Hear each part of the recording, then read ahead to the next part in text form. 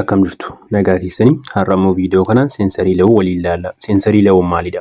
Seensarii la'uu keessatti seensarii thresholdii kan jedhudha jechuudha. Seensarii la'uu kan jennu seera miira kan keenya yeroo nutti dhaga'amu yookaan immoo wanta alaa tokko yeroo dhageenyu fakkeenyaaf sagalee ta'uu danda'a, seensi yeroo gochuu dandeenyu jechuudha. Seensi gochuu jechuun wanta alaa yookaan istimuleesii ta'u gara keessaatti fudhachuu amma kamiin dandeenya? Seerota akkamiitu jiru? That means yoonni ammam ga'ee jedhee yoonni ammam xiqqaate yookaan yoo ammam guddate nu miidha yoo ammam xiqqaate immoo dhaga'amuu dida yookaan immoo argamuu dida kun seensarii la'uudha. Seerota kana isa keessaa kan jalqabaa seensarii thresholdidha. This is minimum point of intensity a sound can be detected. Soundiin tokko amma inni ittiin saaxilamuu danda'u yookaan immoo dhaga'amuu danda'u jedhaati fudhadha. Sagalee tokko sadarkaa sana irratti yookaan jalqaba irratti xiqqoo siti sagalee xiqqoo sadarkaa sana irratti dhaga'uu dandeenya yoo jenne seensarii thresholdidha jechuudha. Kana jechuun sanaa gadi yoo taate dhaga'uu hin dandeessanu. Okay? Sanaa gadi yoo ta'e dhaga'uu hin dandeessanu xiqqeenya sagalee sanarraa jechuudha. At that point dhaga'uu dandeessu taanaan isa xiqqaadha taanaan kanaan seensarii thresholdidha jenna jechuudha. Sagalee qofa irratti miti kun jechuudha. That stimulus hunda irratti. There are two laws of sensory threshold. Sensory threshold keessatti lamatu jiru yookaan immoo seerota lamatu jiru. Inni jalqabaa law of absolute thresholdidha. Law of absolute threshold jechuun kan kallattiidhaan dhaga'amuu kan danda'u jechuudha. Isa xiqqaa yookaan dhaga'amuu danda'u, detect godhamuu danda'u, isa xiqqaa detect gochuu dandeenyu jechuudha. Law of difference threshold kan jennu immoo garaagarummaan kan uumamuu danda'u jechuudha. Fakkeenyaaf sagaleen tokko amma fakkeenyaaf raadiyoo qabdu yookaan TV qabdu fudhadhaa. Yeroo raadiyoo yookaan TV kana fayyadamaa jirtanuu sagalee isaa dabaltu yookaan bilbiluma keessaniyyuu sagalee isaa kan isin dabaltanuu sagalee isaa dabaltanii kaa'atanii ammi xiqqaan ittiin isinitti beekamu sun jechuudha. Inni ittiin isinitti beekamu sagalee kana dabaleera jechuun ammi inni ittiin isinitti beekamu it is difference threshold jennee waamna jechuudha. Okay, hundaafuu absolute threshold maal? Absolute threshold kan jennu a minimum amount of stimulationii amma xiqqaa a person can detect namni tokko detect gochuu kan danda'u jechuudha. Sagalee qofaa miti isiniin jedheera. That visually ta'uu danda'a jechuudha. Miira keenya wantoota fakkeenyaaf kan gogaa keenyaan stimulate gochuu danda'u, seensi gochuu ta'uu danda'a jechuudha. Inni kuni amma xiqqaa namni tokko seensi gochuu danda'udha jechuudha. Yookaan detect gochuu danda'u jechuudha. As the minimum level of stimulation that can be detected 50% of the time when a stimulus is presented over and over again. At the minimum level jechuudha yookaan sadarkaa xiqqaa of stimulation that can be detected 50% of the time.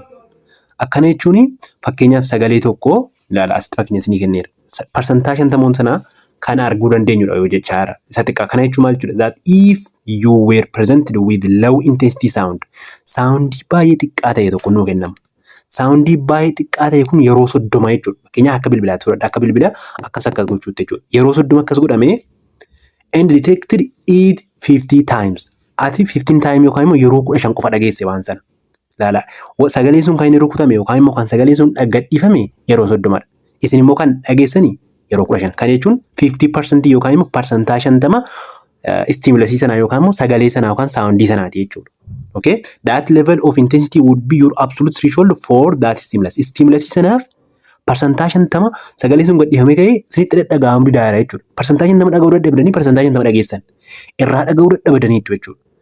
Dhaga'uu dadhabaa maal taataniitu xiqqoo irraa dhageessaniitu jechuudha. Xiqqoo erga irraa dhageessaniiti paartii erga xiqqoo irraa dhageessan kanaati maal jennee waamna jechuudha. Paartii kanaan yookaan immoo sagantaa yookaan sadarkaa kanaan maal jennee waamna jechuudha. Threshold jennee waamna. Absolute threshold jennee waamna jechuudha.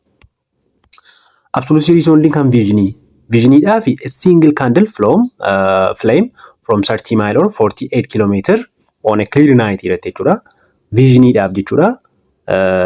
Kandilii tokko yookiin immoo shaamaa tokko kiiloomeetira 48 irra teessanii kan laaltan yoo ta'e kiiloomeetira 48 irratti shaamaa tokko kan laaltan yoo ta'e xiqqoo isinitti mul'atti jechuudha. Xiqqoo isinitti mul'atti amma isinitti mul'achuu dadhabu geessutti jechuudha. Okay? Kana jechuun absolute thresholdidha jechuudha. Sanaa gaditti arguu hin dandeessan wanta sana waan ta'eedhaaf. Hearingiin immoo the tick of watch from what 20 feet irraa yookaan immoo 6 meetrii irraa in total quantity jechuudha. Tick of watch jechuun sa'aatiin san lakkaa'u jechuudha. That inni kuni dhaga'amuu hin danda'u jechuudha. Xiqqoo isii kan dhageessan xiqqoo isii erga dhageessaniiti sanaa gaditti dhaga'uu hin dandeessan jechuudha. Ilaala. Absolute threshold irratti kan qabachuu qabdan sanaa gaditti kan dhaga'uu hin dandeenyedha jechuudha. Smell one drop perfume in a 6-room apartment jechuudha. That 6-room apartment keessatti yookiin immoo manni appaartimentii kutaansaa 6 ta'e tokko keessatti jechuudha.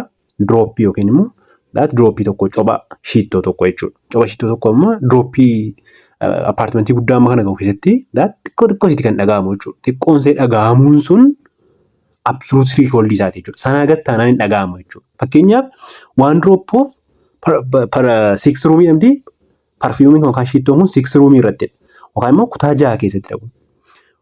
Kilaasii yookaan kutaa 6 keessatti one droppiin isee xiqqaa yoo ta'e fakkeenyaaf kana kutaa 7 yookaan kutaa 8 kutaa 10 keessa ogeessan tasan dhageessan jechuudha. Okay? Kanaafuu ismeeliin fakkeenyaaf dirooppii tokko appaartimentii kutaansaa yookaan immoo kilaasiinsaa 8 ta'e keessattuu diroop gootaniiti hin dhaga'amu shiittoon fooliin homaatu hin jiru jechuudha. Kanaafiyyuu absolute threshold sanaa gadi maal ta'uu danda'a? Absolute threshold jechuun yeroo sanaa gadi ta'e jedhu kan nutti dhaga'amuu hin dandeenyedha jechuudha. Akkasuma tachiidhaaf teestiidhaafis kana fakkaataa jechuudha. Okay, difference threshold yeroo jennu maal jechuudha? Difference threshold kan jennu immoo minimum amount of change that can be detected. Change saaxilamuu danda'u jechuudha salphaamatti. Jijjiirama jechuudha. Amma fakkeenyaaf kan saawundii isinii fudhee amma sagalee bilbila keessanii dabalaa jirtu. Sagalee bilbila keessanii ituma isin dabalaa jirtanuu isinitti beekamuu dhiisuu danda'a jechuudha. Kallattiin akka dabaltanii isinitti hin beekamu jechuudha. Dabaleera wanti jedhu ammi xiqqaan dabaleera kan jedhu isinitti beekamu sun maal jechuudha? Difference threshold jechuudha. Or minimum change in stimulation that can be detected 50% of the time by given person. Also just noticeable difference. Difference yookaan garaagarummaa noticeable godhamuu danda'u kan ilaalamuu danda'u kan argamuu danda'u kan qabatamuu danda'u detect godhamuu kan danda'u akka jechuuti. Or minimum change in stimulation that can be detected 50% kan jennus isa kanadha jechuudha. Smallest difference that can be detected when two stimuli are compared. Stimuli lama yookaan immoo alarraa jechuudha. Wantoonni lama yeroo waliin dorgomsiifamanu sagalee nu dhageenyu ta'uu danda'a. Wanta nuyi jaalladhu ta'uu danda'a. Yeroo nuyi dhageenyu isa keessaa garaagarummaan gidduu isaanii jirtu jechuudha. Garaagarummaan gidduu isaanii jirtu maalidha jechuudha? Difference threshold jedha. Fakkeenyaaf you would have to increase the intensity of the sound from your tape recorder irraa a certain amount before you could detect change in its volume. Tape recorderii keenya tokko increase gochuu dandeenya. Sound isaa yookaan sagalee isaa maal gochuu dandeenya? Dabaluu dandeenya jechuudha. Sagalee isaa yeroo daballu kanatti garuu maal ta'uu danda'a?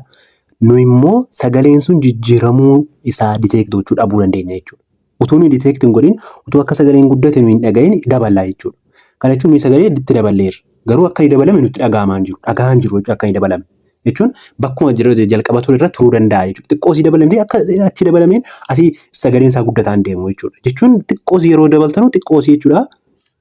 Kallattiidhaan sagaleen sun amma dura jiru irraa jijjiiramuu dhiisuu danda'a jechuudha. Okay? Isa kanadha jechuudha. Kanaafiyyuu iseen jijjiiramni sun jechuudha. Jijjiiramni thresholdiin iseen xiqqoon sun difference thresholdii jennee waamna jechuudha. Okay, inni kan biraa kan laallu sensory adaptationidha. Sensory adaptation kan jennu sensoriitti yookaan immoo wanta alara jiru yookaan stimulusii tokkotti stimulusii tokko yeroo seensi goonu stimulusii sana adaaptu gochuu akka waan hin jirre ta'a jechuudha booda. Fakkeenyaaf jalqaba yeroo yuunivarsiitii seentanu doormii yeroo seentanu doormiin tokko baay'ee kan nama rakkisu jira fooliin isaa jechuudha. Naannoo mana fincaanii fa'aa yeroo ta'u doormiiwwan baay'een akkasidha jechuudha. Okay, isa kana keessatti yeroo jalqabaatii baay'ee rakkattu. Amma sin rakkisuttidha jechuudha. Garuu booda maal gataa dhuftu itti baraa dhuftu jechuudha. Itti baraa dhufuu sanuu addaaptu gochuudha. Sensory adaptation jechuun isa kanadha jechuudha. Utuma inni jiru akka hin jirreetti fudhattu jechuudha. Jechuun notes hin gootan jechuudha. If stimulus remain constant, stimulusiin tokko alarraa stimulusii jechuun foolii ta'uu danda'a, saawundii ta'uu danda'a. Akkuma isiniin jedhee wanta alarraa nu arginu sanadha mitiire. Remain yoo ta'e jechuudha. Constant in intensity that bifa dhaabbataa ta'e fakkeenyaaf akka mana fincaanii ammaatti jechuudha. Jijjiiramuu dhiisee yeroo hundaa kan irra turu yoo ta'e you will gradually stop noticing it. Suuta maal ta'aa deemtu jechuudha. Notice gochuu dhiisaa deemtu jechuudha. Wanti sun akka inni hin jirre irraanfachaa deemtu jechuudha. Okay? Akkana jechuun qaamni kan keessan hin fuudha. Fakkeenyaaf qaamni miiraa erguma fuudhe yookaan immoo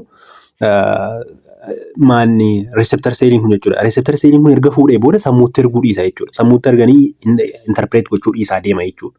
Notice hin godhu jechuudha kana booda. Tendency of our sensory receptors to have what decreasing responsiveness.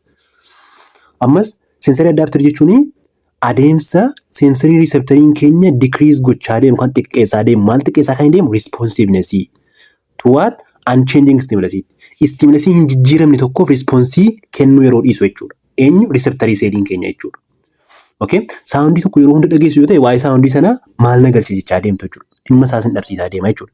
But potentially important change in your environment while ignoring unchanging aspects of it. Akkas jechuuni potential important change in your environment keessatti jechuudha. Kana jechuun environment keessatti jijjiirama jijjiiramaa jiru yookaan wanta jijjiiramaa jiru sana seensiin goona jechuudha. While ignoring yeroo goonu yookaan immoo yeroo dhiifnu maal gochuu unchanging aspect of it isa jijjiiramne immoo maal goona ignore goona jechuudha. Isa jijjiiramaa jiru garuu maal gochuu adapt goonee ignore gochuu hin dandeenyu jechuudha. Sensory adaptation keessatti diminished sensitivity as consequence of constant stimulation. Stimulation constant ta'e yeroo dhaabbataa ta'e itti fufee jedhu definition ta'a badaa deema sensi gochuun keenya jechuudha. Xiqqaataa irrachaa yeroo ta'e deemudha jechuudha. Put a band-aid on your arm and after while you don't sense it. Fakkeenyaa fi band-aid keenya armii keenya yookaan immoo hirree keenya irra yoo kaa'annee jenne yeroo booda yeroo turee yeroo jiru inni irraanfannaa jechuudha. That sensory adaptation isa kanadha jechuudha. Attributes of sensation amaloota isaa sensation amaloota akkamii qaba kan jedhu ilaalla jechuudha. Ammoo inni jalqaba sensory deprivation. Sensory deprivation kan jennu is the absence of normal level of sensory stimulation. Deprive yeroo ta'u deprive ta'e jechuun normal levelitti yookaan immoo sadarkaa dhaga'uu qabnu tokkotti sadarkaa nutti dhaga'amuu qabu sadarkaa detect gochuu qabnu tokkotti yeroo detect gochuu dhiifnudha jechuudha. Absence of normal level of sensory stimulation jechuudha. Human brain requires a minimum amount of sensory stimulation. Sensory stimulation xiqqoo barbaada. In order to function normally sirriitti hojjechuudhaaf maal barbaachisa jechuudha. Sensory stimulation minimum amount barbaada jechuudha. If it is too low, yoo baay'ee xiqqaate sensory stimulation kun baay'ee xiqqaate it is bad for the brain to function properly. Baay'ee xiqqaata taanaan amma sammuun hin barbaanne gadi xiqqaata taanaan sammuun sirriitti hojjechuu dhiisuu danda'a jechuudha. Kanaafuu sensory deprivation jechuun normal level irratti absence yeroo ta'udha jechuudha sensory stimulation keenya. Inni kan biraa sensory overload. Is experiencing too much amount of stimulus. Stimulus yeroo baay'eetudha jechuudha environment keenya irraa kun immoo sensory overload jennee waamna jechuudha. This is also bad for the brain to function properly. Ammas yeroo baay'eetus overload yeroo ta'us sammuudhaaf baay'ee wanta hin taanedha yookaan immoo properly akka sammuu keenya sirriitti hojjetuu fi gaariin hin ta'u jechuudha. Walumaa galatti too little stimulation yookaan immoo sensory deprivation jechuudha.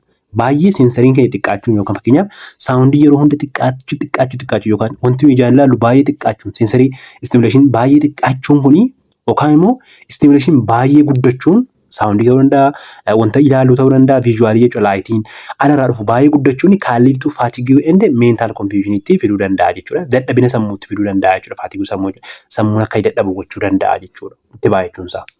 Okay, kanarra kan laalaa turre sensory sensation dha. Amma immoo kan laallu perception dha. Perception bifa gabaabaa ta'een isin ibseen ture. Hundaafuu ammaasitti immoo laalla. Major characteristics of the perceptual process amaloota perceptual qabu yookaan amaloota perception qabu keessaa tokko selective of perception tu jira. That selectivity jechuun filatee fakkeenyaaf soundii baay'ee dhageessu. Soundii kana keessaa garuu kan hiikatti kennitanu select gootanii keessaa filattaniiti jechuudha. Keenyaaf gabaa keessatti deemtanu namaan yoo haasoftan nama tokko kallattii nama tokko naasaa jirtu ajinu gabaa keessatti. Gabaa keessatti yommuu namaan haasoftanu namni baay'ee naasaa jira san bukkeedha. Sagaleewwan baay'ee dhagaa jirtu jechuudha. Sagaleewwan baay'ee warra dhagaa jirtan sana dhiiftanii kallattii kan namicha sanaa keessaa maal gootu jechuudha dhaggeeffattu jechuudha. Kana jechuun select kan gootanu kan namicha sanaa qofaadha jechuudha. Kanaafuu amala select gochuu qaba jechuudha perceptioniin. Form perception, depth perception tu jira. Form perception maal akka depth perception, perceptual consistency and perceptual illusion inde maal akka ta'e waliin ilaalla jechuudha askeetti. Selectivity of perception kan jennu yookaan immoo attention kan jennu akkuma nama siniin jedhee sense organ is bombarded by many stimuli. Stimulus baay'eedhaa wajjin wal argaa jechuudha sense orgaanii. Fakkeenyaaf ijji keenya wantoota baay'ee argaa jechuudha. Ilaala jechuudha. Argaa jechuudha. Ilaalaatti fudhanna. Sensationiin sun ilaalaadha. Ni ilaalla jechuudha. Yookaan immoo gurri kan keenya wantoota baay'ee dhagaa jechuudha. Okay, perceive a few of them. Isa keessaa garuu perceive kan inni godhu kan inni itti hiikaa kennu muraasadha jechuudha. Ignoring the other unnecessary stimuli. Warra barbaachisaa hin taane kan biraa ignore godhee ofirraa dhiisee isa kana isa keessaa isa barbaachisu perceive gochuun kun maal jenna jechuudha? Selectivity of perception yookaan immoo karaa gabaabaa attention jennee waamna jechuudha. Kanaafuu attention maalidha? It is perceptual process. Adeemsa sensoriitti yookaan immoo stimuli alarraa fudhatame tokkotti hiika kennuuti jechuudha perceptual yeroo jennu. That selects kanaafuu attention maalidha? Attentioniin adeemsa hiika kennuuti stimulisiitti jechuudha. Stimulisii alarraa dhufu tokkotti hiika kennuuti. that select kan filatu certain inputs galtee muraasa ta'e yookaan inputiiwwan muraasa ta'e kan filatu for inclusion in your conscious keenya keessatti yaaduu keenya keessatti kanaan kan godhee waan tokko murteessuudhaaf sana keessatti hirmaachisuudhaaf include gochuudhaaf of keessatti hammachiisuudhaaf irratti hojjechuudhaaf jechuudha. Isa kana gochuudhaaf adeemsa nu ittiin select goonudha. Okay? Experience or awareness at any given time ignoring others. Kan biraa warra kaan ignore godhe warra kaan dhiisee keessaa wanta tokko qofaadhaaf experience awareness kennuun suni filatee attention jennee waamna jechuudha. Factors influencing perceptual selectivity. Perceptual selectivity immoo maaltu dhiibbaa irraan ga'uu danda'a? Fakkeenyaaf akka nuyi attention kennine wanta tokko sirriitti dhaggeeffannu sirriitti ilaallu keessaa wanta barbaachisaa ta'e wanta nu barbaachifne dhiifnee wanta nu barbaachisu qofa select akka nu goonu wantoota nu godhan wantoonni factor godhanu wantoonni kanarraan dhiibbaa ga'an wantoota akkamitti jiru kan jedhu ilaalla jechuudha. Tokkoffaa external attention factor intensity. Akka nuyi externaliidhaa fi internaliitti bakka lamatti qoonee ilaalla isa kana jechuudha. Tokkoffaa external kan jennu intensitiin fakkeenyaaf sagalee lama keessaa tokko filanna nuyi. Sagalee 3 4 sagalee 5 6 dhagaa jiraanne keessaa tokko filanna keessaa tokko fudhanna jechuudha. Okay? Kan filannuuf sun garuu sababa maaliitiifi yoo hundi sagaleen sun maal ta'e tokkoffaa intensity. Sirriitti sagaleen sun maal ta'uu qaba dhagahamuu qaba jechuudha. Okay? Amma sagaleen sun saayizii isaa guddina sagalee sanaa ta'uu danda'a. Fakkeenyaaf guddina yeroo jennu immoo wanta visual yookaan laayitiidhaaf ta'uu danda'a. Contrasting repeat irra deddeebi'uun sanaa mooshinii yoo sochii qabate sun novelty and familiarity wanta nutti beekamaa ta'e tokko wanta kabajamaa ta'e novelty yeroo jennu wanta akkasii yeroo ta'u caalaatti externalii jechuudha. Alarraa wanti sun waan akkasii yoo ta'e caalaatti maal goona jechuudha select goona jechuudha. Warra kaan keessaa isa saayiziin isaa guddaa ta'e sentensiin isaa guddaa ta'e isa contrastii yookaan immoo adda keessaa ta'e jechuudha. Contrast jechuun kan adda keessaa ta'e wantoota keessaa kan isa repeat ta'e yookaan irra deddeebi'ee wanta argame warra kana maal goona jechuudha sirriitti warra kaan keessaa warra kana xixiqqoo ta'an saayiziin isaa irratti xiqqoo ta'e isa saayiziin isaa keessaa guddaa ta'e isa saayiziin isaa xiqqoo ta'e sana dhiifneeyyuu ignore gooneeyyuu isa saayiziin isaa guddaa ta'e isa intensiin isaa guddaa ta'e select goona jechuudha. Internal state factorin immoo warra akkamiiti? Fakkeenyaaf learningiin, expectation, motivation, personality'n isaan kun keessoo kan keenya kan barachuu barbaannu kan expect goonu. Learning kan jennu kan barachuu barbaannu yoo ta'e isa barachuu barbaannu sana maal goona select goona jechuudha. Okay, isa kaan dhiibne expectation jechuun immoo wanta fila yaadaa jiru tokko fakkeenyaaf wanta tilmaamaa jiru tokko in ta'a jennee wanta tilmaamu tokko keessaa fudhanna jechuudha. Motivation immoo isa keessa keenyatti kaka'umsa qabu tokko keessaa select goonaa jechuudha. Personality kan jennu kan dhuunfaa keenya wajjin wal fakkaatu hundaafuu mee ilaalla. What affects them? Tokkoffaa intensity dha. Intensity more intense stimulus the more it will be attended. Example fakkeenyaaf bright light is more attended than the dull one dha jechuudha. Intensity kan jennu fakkeenyaaf inni baay'ee ifu isa baay'ee hin ifne irra dhaga'ama jechuudha argama jechuudha detect goona jechuudha. Isa hin ifne dhiifne isa ifu maal goona select goona jechuudha. Inni kan biraan size the larger size of the stimulus guddaa ta'e maal goona jechuudha more we give attention and the smaller size we give less attention. Small size dhaaf attention xiqqoo kennina jechuudha. Select goona jechuudha baay'inaan. Isa size isaa guddaa ta'e select goona jechuudha. Contrast kan jennu what contrast with the surrounding environment attracts attention easily. Surrounding environment keessatti yookaan naannoo hanqee wanta jiru tokko keessatti inni adda ta'e tokko wantoota achi jiran keessaa fakkeenyaaf wantoota adii baay'eetu jiru. Wantoota adii baay'ee jiran kan keessa diimaa tokko lamatu jira jedhaati fudhadha. Inni diimaan kun contrastiidha addadha environment isaa keessaa. Kanaafuu inni diimaan sun maal godha jechuudha attention kee qabata select goota jechuudha yeroo akkasii. Example if one stranger and the teacher are enter yooma fakkeenyaaf strangerii yookaan keessummaan tokko barsiisaan tokko seenan kilaasii keessa jechuudha the student give more attention to what stranger barataan kan inni ilaalu jira strangerii sana ilaala jechuudha. It is contrast from environment irraa adda waan ta'eedhaa fi kallattii isa ilaala jechuudha. And less attention for the teacher idhaa immoo attention xiqqoo kennaa jechuudha. Movement something which moves is more likely what to attract. Amma select gochuudhaaf yookaan attract goone wanta tokko xiyyeeffannoo keenya ilaaluudhaaf wanta movement irra jiru tokko ilaalla jechuudha. Okay? Isa kamiin caalaa isa cal jedhee taa'u yookaan isa stationary caalaa jechuudha. Motivation largely our current level of satisfaction or deprivation determines what we choose to hear or watch. Wanti nuyi fakkeenyaaf amma isin kanaaf fakkeenya bareedaa isinii fudhu. Fakkeenyaaf bara darbee kutaa 10 yeroo qoramu jettunu odeeffannoo waa'ee naashinaal egzaamii yeroo agartan tokkichumaan kacaabbotu. jalqaba yeroo laaltanu daftanii odeeffannoo sana laaltu jechuudha. Daftanii odeeffannoo sana iddoo odeeffannoon sun jiru tokkicha dafee isinitti mul'ata. Sababni dafee isinitti mul'atuuf isin keessoon keessan kaka'umsa waan qabuuf waan sana wajjin jechuudha. Ilaaluu waan barbaadaa jirtan laaltan jechuudha. Ni galee amma garuu bara kana yoo odeeffannoon waa'ee sanaa dhufee jira isinitti mul'atu. Ilaaltu garuu agartanu jechuudha. Sababni isaa isin bira hin jiru. Motiveeshiniin keessan kaka'umsi keessan bira hin jiru waan ta'eef alana. Ni galee inni kan biraa personality and interest. Individual select the stimulus and give attention of their interest. Interest isaan kan fedhii isaanii. Fakkeenyaaf in football game a person may give attention to game his wife may give attention to music. Kana jechuun akkaataa waan fedhii sanaaf kennuu danda'a jechuudha namni. Personality jechuun waan fedhan sanaa jechuudha waan fedhii. Fakkeenyaaf namni dhiiraa tokko football yookaan kubbaa jaallattu yoo ta'e haati manaa keessan immoo fakkeenyaaf gaafuma gaafa fuutanutti jechuudha. Haati manaa kan keessan immoo sirba jaallatti yoo ta'e haati manaa keessan utuma sirbee kubbaan taphatamu iyyuu seen maal sirba dhaggeeffatti jechuudha. Lachuudhaan tokkicha yoo baname jechuudha. Isin immoo achi sirbi dhaggeeffatamu isin kubbaa ilaaltu jechuudha. Attention keessan kubbaa sana bira fedhii nama sanaa irratti hundaa'a jechuudha. Inni kan biraa internal or psychological factor that affect attention kan attention keenya dhiibbaa gaanu warra internal yookaan warra keessoo keenya warra dubbataa baane warra alarra jiranudha. Amma immoo warra keessoo dubbanna jechuudha. Set or expectancy. Expectancy kan jennu refers to mental readiness to receive what certain kinds of sensory input. Inni kuni set or expectancy kan jennu wanta jalqaba set tilmaamaa jiru tokko sammuun keenya qophaa'ee kan eegaa jiru tokko jechuudha. Okay?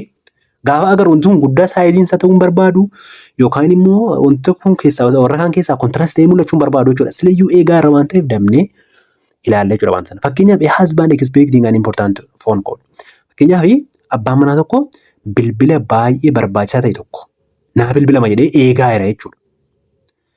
Is more likely to hear what phone calls than wife.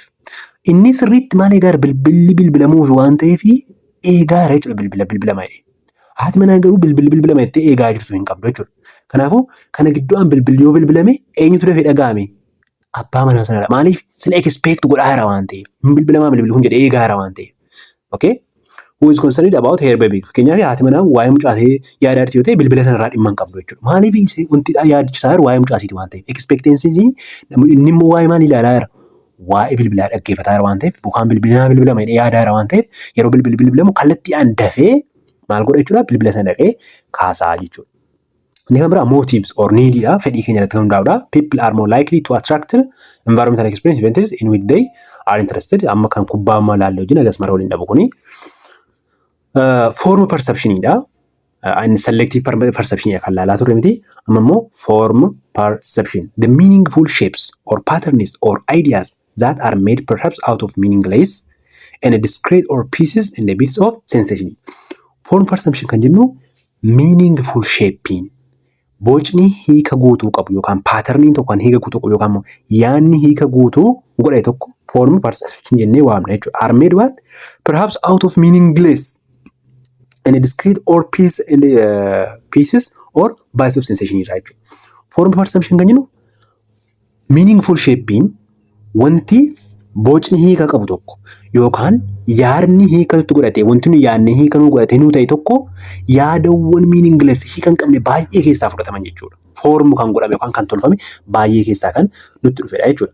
Perception has organization and structure. Perception yookaan sadarkaan nuti yookaan akkaataa nuti sensationii keenyatti wanta alarraa fudhanii tokkotti hiika kenninu organizationidhaa fi caasaa mataasaa danda'e qaba jechuudha. Everything we perceive has its own structure. Wanti nuyi perceive goonu wanti nuyi fuunee hiikatti kennine itti fayyadamnu caasaa mataasaa danda'e qaba. Inde foormii mataasaa danda'e qaba jechuudha. To make sense out of what we perceive, sense gochuudhaaf wanta arginu tokko kan wanta perceive goonu tokko we must know where one thing begins and another ends. Sense to make sense out of what we perceive. Waan perceive goonu kan wanta hiikatti kennu tokko seensi gochuudhaaf maal ta'uu qabna? Wanti sun jalqabni isaa fi xumurri isaa eessa akka ta'e beekuu qabna jechuudha. Where one thing begins eessa akka inni jalqabee fi eessatti akka inni xumuru beekuu danda'uu qabna jechuudha. This process of dividing up the world occurs effortlessly yookaan naturally akkas gochuun kan keenya immoo that uumamumaan wanta argamudha jechuudha. And makes our perception more meaningful. Dividing up gochuun worldii keenya yookaan bakka jalqabaatii bakka xumuraatti gochuun kun addunyaa uumamumaan wanta jiruu fi that more meaningful kan godhudha jechuudha. Principle or laws of perceptual organization. Seerota yookaan pirinsipii yookaan duudhaawwan perceptual organization perceptionii keenya organize adeemsa nuyi ittiin goonu seerota jiru ilaallaa jechuudha. The brain uses structure in order to give pattern. Sammuun keenya maalitti fayyadama? Caasaatti fayyadama jechuudha. Patternii gochuudhaaf yookaan sheeppii tokko bocni tokko kana fakkaata nutti himuudhaaf yookaan immoo form to our visual perception. Inde our visual perception yookaan visually alarraa wanta nuyi fudhanne tokko fakkeenyaaf fakkii tokko ilaalle fakkiin kun fakkii jedhamee akka inni fakkii ta'e nutti mul'atu nutti himuudhaaf maalitti fayyadameeti sammuun keenya structureetti fayyadameeti caasaawwan garaagaraatti fayyadameeti jechuudha. It is based on this principle that perceptual organization become possible. Kanatti hundaa'uudhaan jechuudha kan perceptual organization possible ta'u jechuudha. The Gestalt laws of organization are principles that describe how we organize and construct piece of information into meaningful words. Gestalt law of organization ini seerri Gestalt bakkatti fudhanna kan jennee ilaalaa ture sun jechuudha. Are principle yookaan duudhaadha jechuudha. Kan describe godhu kan ibsu maal how we organize akkamittiin akka nuyi organize goonu akkamitti akka nuyi qindeessinu jechuudha. And construct akkamitti akka nuyi ijaaru maal piece of information wan baay'ee yookaan immoo piece of information tokko into meaning walitti jechuudha. That Gestalt lawun Gestalt jechuun bakka guutuutti yookaan immoo that gadi kukkutuutu hin taane fayyaasaa as a whole fudhachuu dandeeramti mindii. Kanaafuu akka Gestaltiin akka jedhutti piece of information caccabduu ciccitu taate baay'ee see walitti finne meaningfulitti bifa hiika qabutti bifa hiika fulitti as a whole kan fudhannudha jechuudha. Gestalt psychologist said Gestalt psychology maal jedhu the whole is more than the sum of its parts. Sum of its parts yookaan ciccituurra yookaan immoo paartiiwwan irra inni guddaan whole'ini maalidha mooriidha isatu caalaa jedhu jechuudha. Ground perception or figure ground perception kan jennu moo isa kamidha? Figure ground perception kan jennu the perception of objects in the forms of everyday experience as standing out from a background. Figure ground perception kan jennu it is what the perception of objectii tokko kan wanta tokko percept gochuu wanta tokko hiikatti kennu jechuudha yeroo ilaalle jennu in the forms of everyday experience as standing out from background isaarra yookaan background irraa jechuun that background madaatiif fudhadha background irraa percept yeroo goonu jechuudha wanta tokko jechuudha. Fakkeenyaaf barreeffama kana ilaala background isaarraa adda baasnee percept godhee hiikatti kennaara jechuudha. This is principle by which organize the perceptual field into stimuli that stand out the figure jechuudha. Kun principlein kun we organize goona jechuudha. Ni qindeessina maal perceptual field into stimuli that stand out in those that are what left over. Maal goona jechuudha inni kuni principle which organize goona jechuudha. Perceptual field yookaan perceptual field kan jennu bakka nuyi xiyyeeffannoo itti kennaa jirru sanadha jechuudha. Okay? Figure kan jennee waamnu jechuudha. Figure kan jennu the figureini perceptual field into stimuli jechuudha. Perceptual fieldini bakka nuyi itti xiyyeeffannoo kennaa. Fakkeenyaaf barreeffama kana dubbisaa jirtu. Barreeffama kana yeroo dubbistanu wanta daarii yookaan immoo daangaa wanta jiru kana xiyyeeffannoo ittiin kennitan jechuudha. Fakkeenyaaf stimuli kan jettu kana dubbistu yoo ta'e asitti stimuli kan jettu kana jirti. Stimuli kan jettu kana yeroo laaltanu asirra naannoo kanarra wantoota baay'eetu jira. Wantoota naannoo kana dhiiftanii isee kana laaluun qofti keessaa jechuudha. Maal gootanii background jechuudha kun. Laata isa kana akka background kan dhiistanii isee kana keessaa ni gootu. Iseen keessaa laaltan kun figure jenna jechuudha.